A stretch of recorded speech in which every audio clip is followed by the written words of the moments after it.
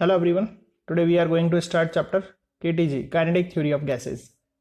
इस चैप्टर में आपको गैसेस के बिहेवियर के बारे में, गैसेस की एनर्जी के बारे में ये आपको पढ़ना है. गैसेस के पोस्टुलेट्स, किस किस साइंटिस्ट ने गैसेस के बारे में क्या क्या बोला, वो सब अपन को जानना है. ठीक है, चलिए स्टार्ट करते हैं. तो काइनेटिक थ्योरी ऑफ गैसेस, ये अपना चैप्टर है काइनेटिक थ्योरी ऑफ गैसेस.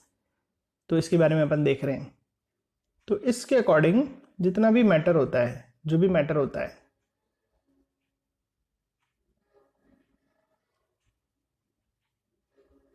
जितने भी मैटर होते हैं वो किसके बने हुए होते हैं?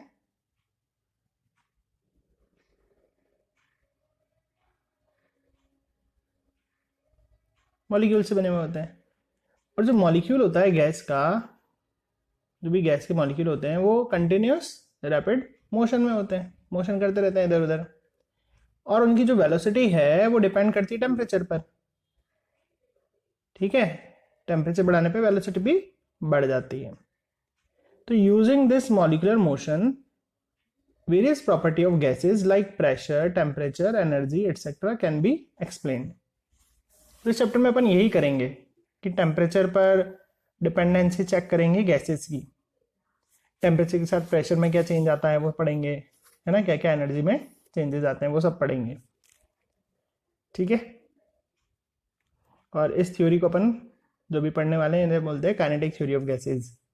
इसको डेवलप करा था क्लैसियस और मैक्सवेल नाम के साइंटिस्ट ने. तो इस पूरे सेक्शन में आपने क्या सीखा कि जो भी मैटर है मॉलिक्यूल से बना हुआ है. गैस भी एक मैटर है, वो भी मॉलिक्यूल से बनी हुई है, लेकिन उनके मॉलिक्यूल की खासियत क्या है? वो कंटिन्यूसली मोशन कर रहे हैं और उनकी वेलोसिटी टेम्परेचर पर डिपेंड करती है. इतना सीखा.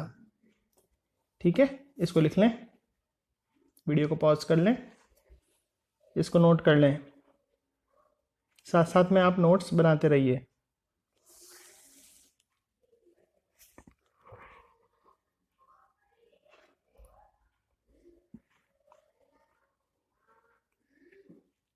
चलिए अब अपन आगे बढ़ते हैं. Assumption of KTG, kinetic theory of gases के अजम्पशंस पढ़ते हैं. मतलब इसमें क्या क्या बातें बताई गई है. इस थ्योरी में गैसेस से रिलेटेड जो थ्योरी दी गई है उसमें क्या क्या बातें बताई गई है गैसेस के बारे में. तो पहली बात, ये गैसेस कंसिस्ट ऑफ मॉलिक्यूल्स. ठीक बात है. The molecules are rigid and elastic sphere. Rigid का मतलब क्या है? मान लो मॉलिक्यूल है, तुम इसको दबाओगे तो ऐसे ऐसे फ्लैटन नहीं होने वाला. इसका मतलब रिजिड है, जैसा है वैसा ही रहेगा. और इलास्टिक स्फीयर का मतलब क्या है? इलास्टिक स्फीयर का मतलब ये है कि अगर मान लो एक मॉलिक्यूल दूसरे मॉलिक्यूल से टकराता है तो अपनी एंटायर एनर्जी इसको दे देता है. ठीक है ना, तो इस बिहेवियर को इलास्टिक बिहेवियर बोलते हैं. तो पहली बात ये आपको समझ में आ गई होगी कि जितने भी गैस के मॉलिक्यूल्स होते हैं वो क्या होते हैं? इलास्टिक नेचर के होते हैं, रिजिड होते हैं. दूसरा, जो साइज होती है ना मॉलिक्यूल्स की, गैस की मॉलिक्यूल, वो बहुत नेग्लिजिबल होती है as compare to average distance between them. मान लो कि ये गैस का मॉलिक्यूल है, ये दूसरा मॉलिक्यूल है, तो ये बीच का डिस्टेंस है. तो डिस्टेंस बहुत ज़्यादा होता है as compare to their size. ठीक है, तो डिस्टेंस ज़्यादा होता है तभी तो गैस है, डिस्टेंस कम होता है तो लिक्विड और या सॉलिड बोलते हैं. दूसरा पॉइंट आपको समझ में आ गया होगा. अब तीसरा पॉइंट देखें. The molecules are in state of continuous random motion. Gas के मॉलिक्यूल कंटिन्यूसली मोशन करते रहते हैं in all direction with all possible velocity. मतलब किसी गैस की वेलोसिटी किसी मॉलिक्यूल की क्या होगी, किसी की क्या होगी, किसी की क्या होगी, सब तरह की वेलोसिटीज मिलेगी. तो थर्ड पॉइंट ये समझाता है. वापस समझ लें, थर्ड पॉइंट ये बोलता है जो मॉलिक्यूल होते हैं गैस के वो कंटिन्यूसली मोशन करते रहते हैं, सभी डायरेक्शन में मोशन करते रहते हैं. ठीक है, और किस वेलोसिटी से? कोई एक वेलोसिटी नहीं है, हर मॉलिक्यूल अलग अलग वेलोसिटी से मोशन करता रहता है. चलिए नेक्स्ट पॉइंट देखें. ड्यूरिंग द रैंडम मोशन, जब गैस के मॉलिक्यूल रैंडम मोशन कर रहे हैं, molecules collide with one another. Molecules आपस में टकराते हैं and with wall of container. और कंटेनर जिसमें गैस भरी हुई उसकी वॉल से भी टकराते हैं. जब भी कोलिजन होता है तो वेलोसिटी और डायरेक्शन दोनों ही बदल जाती है गैस की। This is the fourth point. चलिए फिफ्थ पॉइंट देखें। फिफ्थ पॉइंट कहता है कि the collision is perfect elastic. इसका मतलब क्या है, जब एक मॉलिक्यूल दूसरे मॉलिक्यूल से टकराता है तो अपनी एंटायर एनर्जी इस दूसरे को दे देता है। इस बिहेवियर को इलास्टिक बिहेवियर बोलते हैं। ठीक है। सिक्स पॉइंट देखें। Distance between two successive collision is called free path. जैसे एक मॉलिक्यूल दोनों टकराने से पहले ये इतना पाथ चल के गए, मान लो ये एक मॉलिक्यूल है, ये दूसरा मॉलिक्यूल है, इससे टक्कर होने वाली है, तो इतना रास्ता वो चल के गया आराम से, शांति से, फ्रीली गया ना, उसको कोई डिस्टर्ब करने वाला नहीं आया। तो ये जितना डिस्टेंस चलता है फ्रीली बिना किसी के बीच में रुकावट के, तो उसे बोलते हैं फ्री पाथ। ठीक है। अगला, द कोलिजन इज इंस्टेंटेनियस। एक छोटे से इंटरवल के लिए टक्कर होती है, उसके बाद मॉलिक्यूल्स अलग हो जाते हैं। तो ये सब बातें हैं गैसेस से रिलेटेड। तो वापस देख लीजिए एक बार क्या क्या बताया मैंने बोला कि जो मॉलिक्यूल्स होते हैं वो रिजिड होते हैं, इलास्टिक नेचर होता है उनका, साइज ऑफ मॉलिक्यूल बहुत नेग्लिजिबल होती है as compare to distance between them. Molecules continuously motion करते रहते हैं in all direction with all possible velocities. Possible velocity का मतलब हर मॉलिक्यूल की अलग अलग वेलोसिटी हो सकती है। During random motion molecules collide with the wall of container and with one another. ऐसा हो रहा है जब कोलिजन हो रहा है, तो वेलोसिटी और डायरेक्शन दोनों ही बदल रही है। कोलिजन परफेक्ट इलास्टिक होता है, मतलब जब एक मॉलिक्यूल जाके दूसरे से टकराता है तो अपनी पूरी एनर्जी उस दूसरे को दे देता है। इस बिहेवियर को इलास्टिक बिहेवियर कहते हैं। और ये जो टकरा रहे हैं, तो टक्कर से पहले जितना रास्ता चलेंगे उस रास्ते को क्या बोलेंगे, फ्री पाथ। कोलिजन कैसी होती है, इंस्टेंटेनियस, एक शॉर्ट इंटरवल के लिए ही कांटेक्ट में आते हैं, फिर अलग हो जाते हैं। ठीक है। चलिए नोट करें जल्दी से, ये 4 पॉइंट्स नोट कर लीजिए।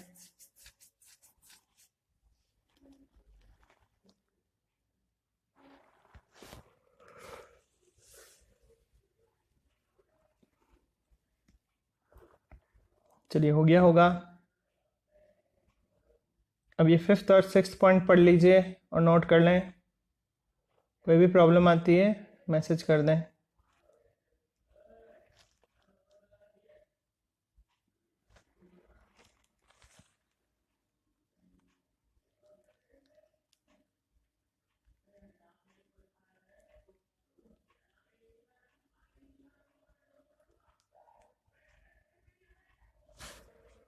चलिए अब आगे बढ़ते हैं अपन।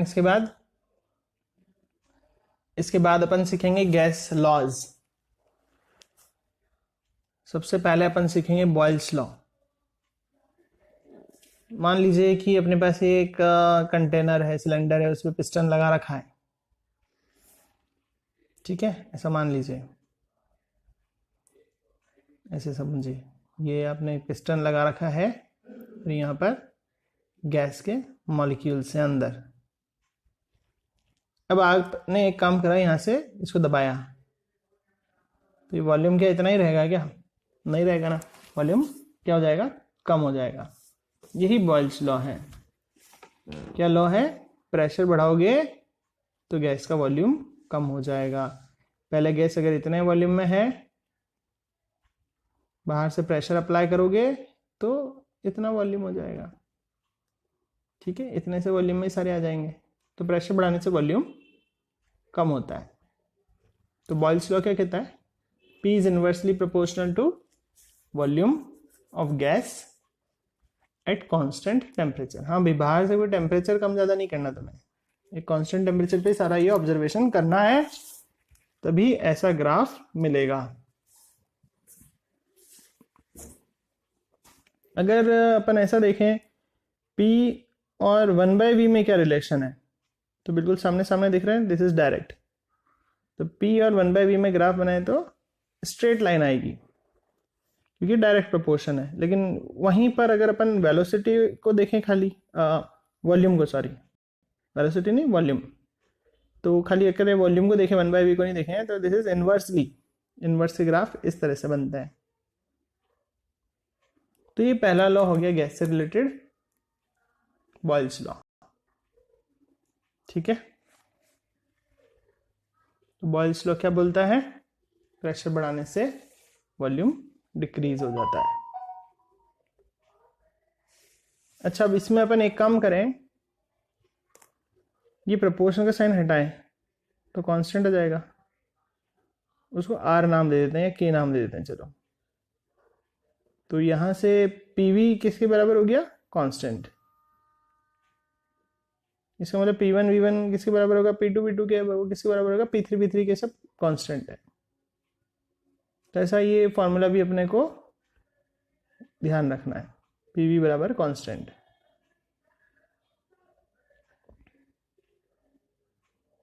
चलिए, यहां तक हो गया होगा।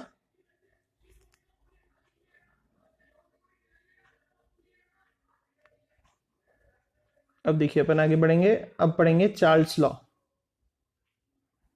तो what is Charles law, volume temperature के प्रोपोर्शनल होता है। अगर सपोज करो तुमने एक पिस्टन लगा दिया और ये एयर प्रेशर के अंडर में, तो एयर तो जो प्रेशर लगा रही है वही लगाएगी, है ना, तो प्रेशर कांस्टेंट है ना भाई। अब यहाँ गैस के मॉलिक्यूल्स हैं, अगर तुमने बाहर से हीट देना चालू करा तो ये मॉलिक्यूल्स क्या होंगे, दूर जाएंगे, एक्सपांड होंगे, तो ये वॉल्यूम क्या होगा, बढ़ जाएगा। पहले इतना था, अब ये पिस्टन खिसक के पीछे आ जाएगा। ऐसे ही होगा, गैस धक्का मारेगी तो पीछे हो जाएगा ना भाई। तो अपन को क्या पता चला, वॉल्यूम टेम्परेचर के प्रोपोर्शनल होता है। टेम्परेचर बढ़ाते हैं तो वॉल्यूम भी बढ़ता है, लेकिन बाहर से प्रेशर अपन को कांस्टेंट रख के ही सारी पढ़ाई करनी है। अब अगर इसका ग्राफ बनाए तो ये जीरो से स्टार्ट नहीं करना है। जीरो से स्टार्ट का मतलब तो ये हो जाएगा कि 0 डिग्री सेल्सियस पे जीरो वॉल्यूम। तो गैस का वॉल्यूम तो जीरो कैसे होगा, या किसी भी चीज़ का वॉल्यूम जीरो होगा ही नहीं ना। वैसे तो 0 डिग्री सेल्सियस अपन अटेंड करके देखा तो गैस का वॉल्यूम कोई जीरो थोड़ी ना हो गया। गैस का वॉल्यूम जीरो का मतलब गैस ही खत्म, ऐसा तो नहीं होता। तो रिलेटिव में ग्राफ यहाँ से स्टार्ट होगा, मतलब 0 डिग्री सेल्सियस पे भी कुछ वॉल्यूम तो रहेगा। अब ये मैक्स लगा के देखें और इसको आगे बढ़ा के देखें, साइंटिस्ट लोगों ने ऐसा करके देखा तो देखा ये इंटरसेक्शन आ रहा है यहाँ पर कितने टेम्परेचर पर, 0 केल्विन पर। 0 केल्विन तो तुम जानते ही होगे, -273 डिग्री सेल्सियस। तो उसे बोला लोएस्ट पॉसिबल टेम्परेचर, कोई भी गैस इससे कम टेम्परेचर पे एग्जिस्ट नहीं करेगी, क्योंकि वॉल्यूम जीरो हो जाएगा ना उस टेम्परेचर पे। देखो ना वॉल्यूम की लाइन देखो, यहाँ पर अगर वॉल्यूम चेक करना है तो यहाँ पर जाके देखेंगे भाई। मैक्स में आपने 10th लेवल तक ही सीख लिया ना, ये मान लो ये पॉइंट है, वॉल्यूम देखना है तो वॉल्यूम की लाइन में गए, देखा कितना है, जीरो है, वॉल्यूम तो जीरो है। और टेम्परेचर ये कितना है, -273।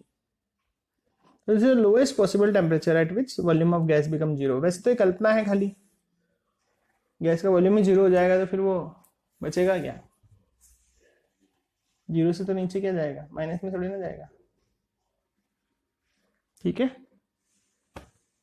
तो चार्ल्स लॉ समझ में आ गया होगा, टेम्परेचर बढ़ाओगे तो चीज फैलेगी, वॉल्यूम भी बढ़ेगा। चलो अब अगला है इसी में गैस लॉ में गैलुसाक लॉ।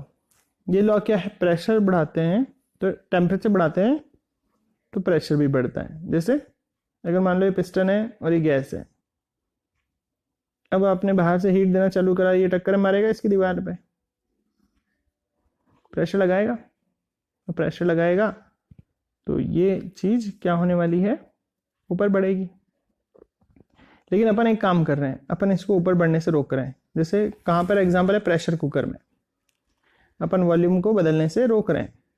तो कांस्टेंट वॉल्यूम पर अगर अपन टेम्परेचर बढ़ाते जाएंगे बढ़ाते जाएंगे बढ़ाते जाएंगे तो वो गैस जो है इसकी दीवारों पे प्रेशर ज़्यादा लगाती जाएगी, इसलिए बाद में विसल बजेगी, सीटी आएगी।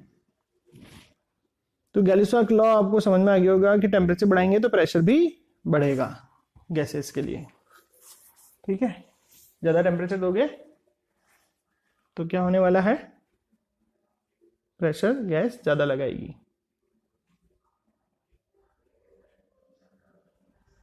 अब देखिए एवोगाड्रो लॉ समझेंगे। ये लॉ क्या है, इसको समझने से पहले एक बार इतना वापस से देख लो। गैस लॉ,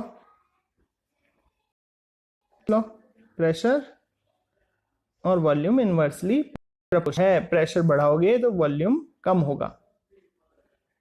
पीवी बराबर कांस्टेंट। इसके बाद चार्ल्स लॉ क्या सीखा, टेम्परेचर बढ़ाते हैं तो वॉल्यूम भी बढ़ता है।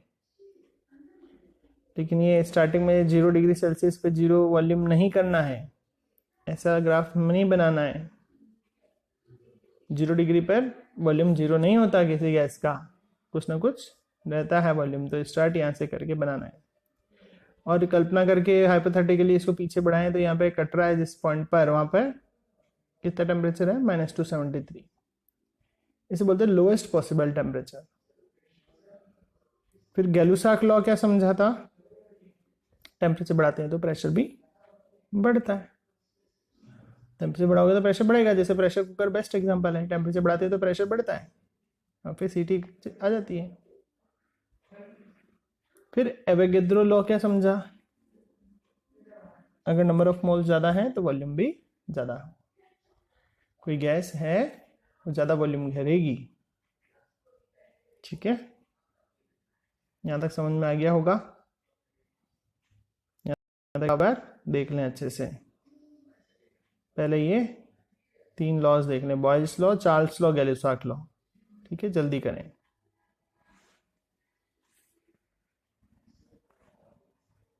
आपको 2 मिनट का समय दिया जा रहा है जिसमें आप अच्छे से इसको देख लें।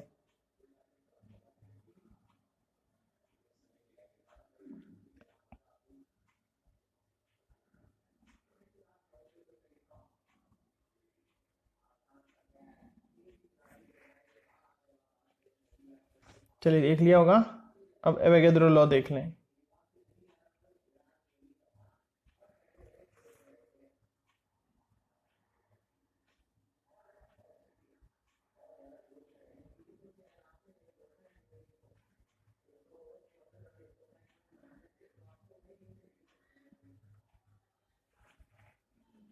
चलिए अब अपन देखेंगे आइडियल गैस इक्वेशन।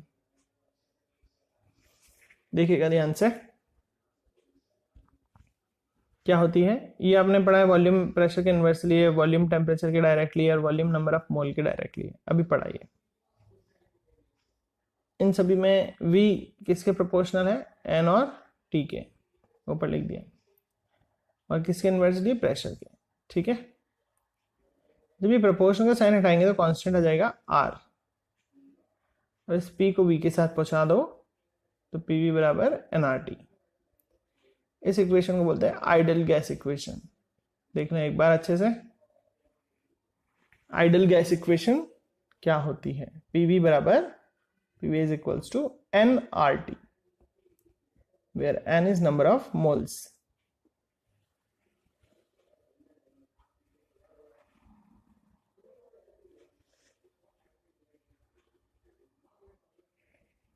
देख लीजिए इसको अच्छे से।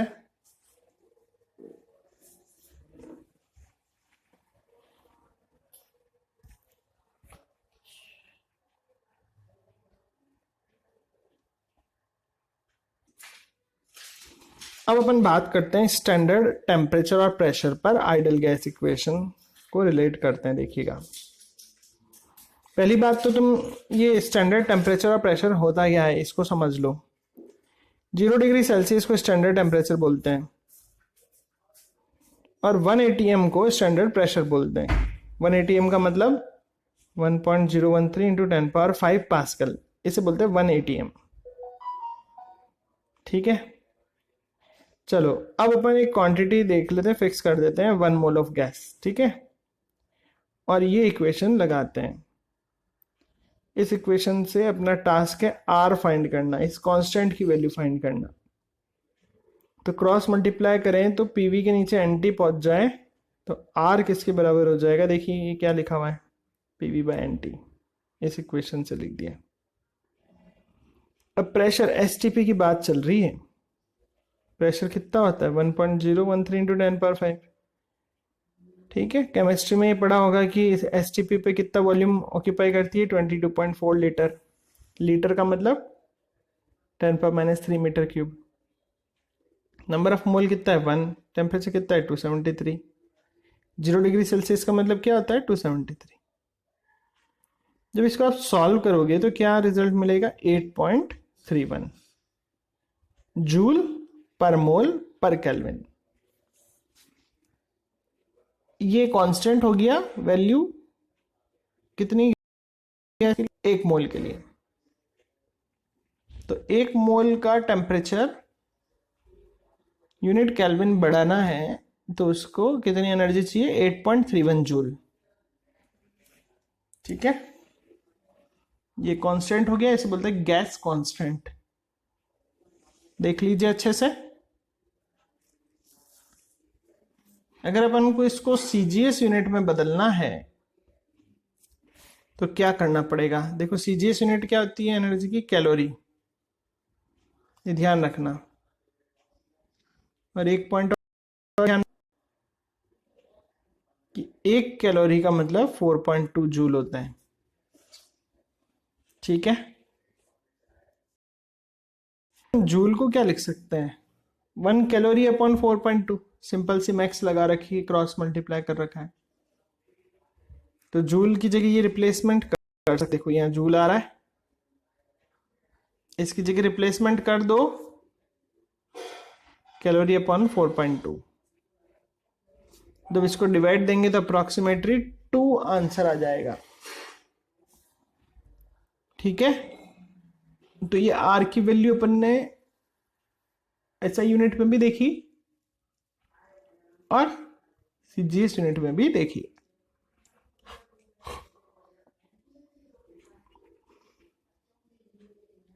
देख लीजिए अच्छे से पूरा।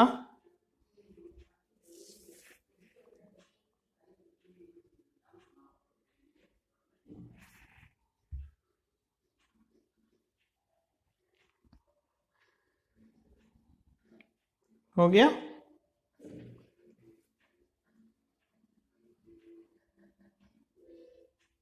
चलिए अब आगे बढ़ते हैं अपन। बोल्ट्जमैन कांस्टेंट, ये क्या चीज होती है इसको सीखेंगे। देखो अपने पास जो गैस कांस्टेंट की वैल्यू आई वो आई है पर मोल की। देखो यहां पर लिखा हुआ है पर मोल, एक मोल की वैल्यू आई है ये तो। लेकिन अगर एक मोल की नहीं, अपन को एक मॉलिक्यूल में कितनी एनर्जी है वो अगर फाइंड करनी है तो वो कैसे फाइंड करते हैं।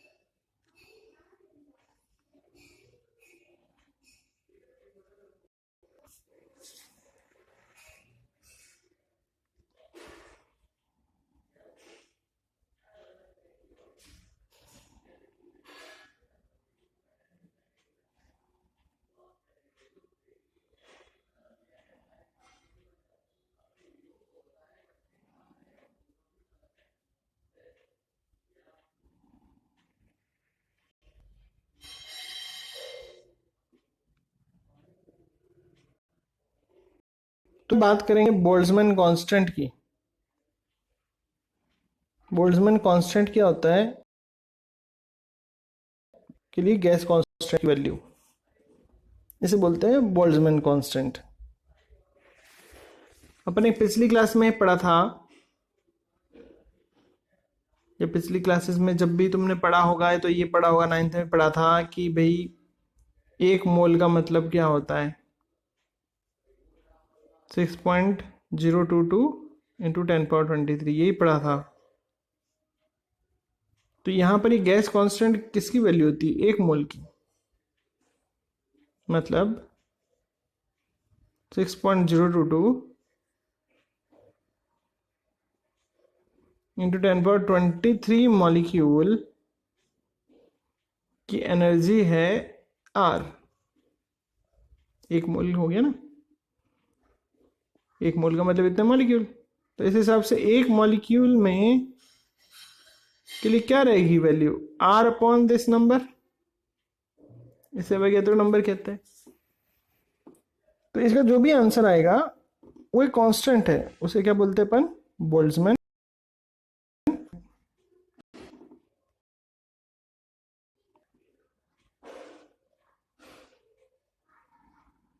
तो 8.31 को अगर डिवाइड कर दें 6.022 इंटू 10^23 से तो रिजल्ट निकलेगा 1.38 इंटू 10^-23। ये कांस्टेंट है, इस कांस्टेंट को क्या बोलते हैं, बोल्ट्जमैन कांस्टेंट। देख लें अच्छे से, एक बार इतना वापस से रिवाइज करते हैं। काइनेटिक थ्योरी ऑफ गैसेस, इसमें आप गैसेस के बिहेवियर के बारे में पढ़ेंगे, गैसेस के बारे में नॉलेज लेंगे। इसमें अपन ने क्या क्या सीखे थे, अजम्पशन में क्या सीखा था, क्या क्या बातें बताई गई इसके बारे में। गैस के मॉलिक्यूल कंटिन्यूसली मोशन करते रहते हैं, रिजिड होते हैं, साइज होती है मॉलिक्यूल की बहुत नेग्लिजिबल होती है as compare to distance between them. Molecule जो होते हैं कंटिन्यूसली मोशन करते रहते हैं, सभी डायरेक्शन में मूव करते हैं, और वो जब मोशन करते हैं तो एक दूसरे से टकराते भी हैं और दीवार से भी टकराते हैं। ये कोलिजन परफेक्ट इलास्टिक होती है। डिस्टेंस जो होता है दो कोलिजन के बीच में उसे फ्री पाथ बोलते हैं। कोलिजन इंस्टेंटेनियस होती है। अभी गैस लॉ क्या है, इसमें बॉयल्स लॉ क्या सीखा आपने, प्रेशर और वॉल्यूम इनवर्सली प्रोपोर्शनल होता है, या PV equals to constant. Charles law volume temperature पे डिपेंड करता है, टेम्परेचर बढ़ाओगे तो वॉल्यूम भी बढ़ेगा। लॉ क्या पढ़ा, प्रेशर और टेम्परेचर डायरेक्ट प्रोपोर्शन होते हैं, टेम्परेचर बढ़ाओगे तो गैस का प्रेशर भी बढ़ेगा। देखा, नंबर ऑफ मोल्स ज्यादा है तो वॉल्यूम भी ज्यादा होगा। ठीक है,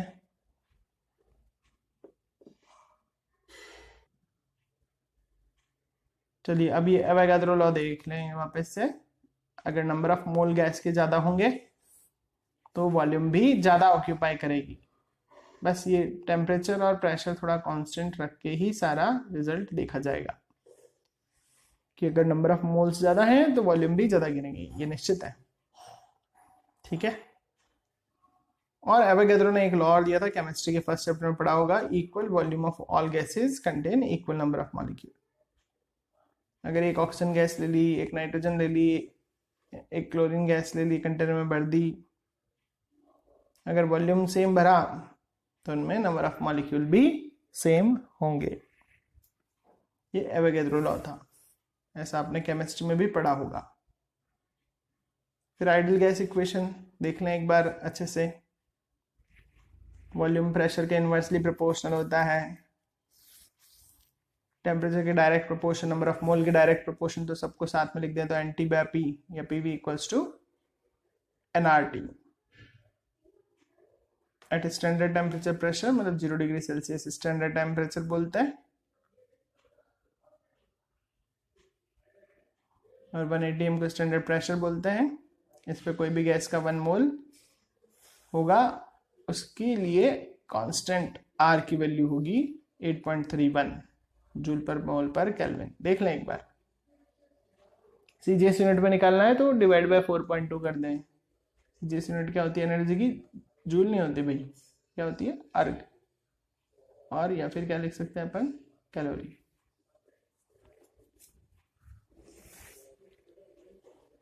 ठीक है, देख लें अच्छे से। तो in the form of calorie आप क्या लिखेंगे, 1.98 कैलोरी पर मोल पर डिग्री सेल्सियस। इस 1.98 को अप्रोक्सीमेटली 2 भी लिखा जा सकता है। तो यहाँ तक अपने नोट्स अच्छे से प्रिपेयर कर लें आप। जितने भी पॉइंट्स आए हैं ये,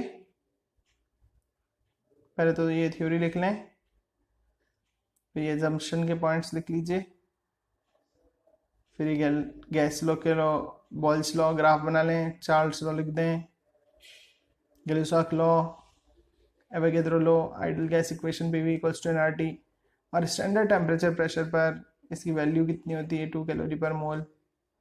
बोल्ट्जमैन कांस्टेंट क्या होता है पर मॉलिक्यूल के लिए गैस कांस्टेंट की वैल्यू।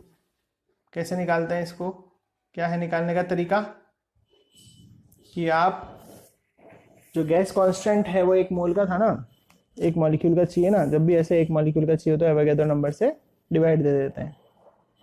ठीक है, इसके आगे अपन नेक्स्ट क्लास में पढ़ेंगे।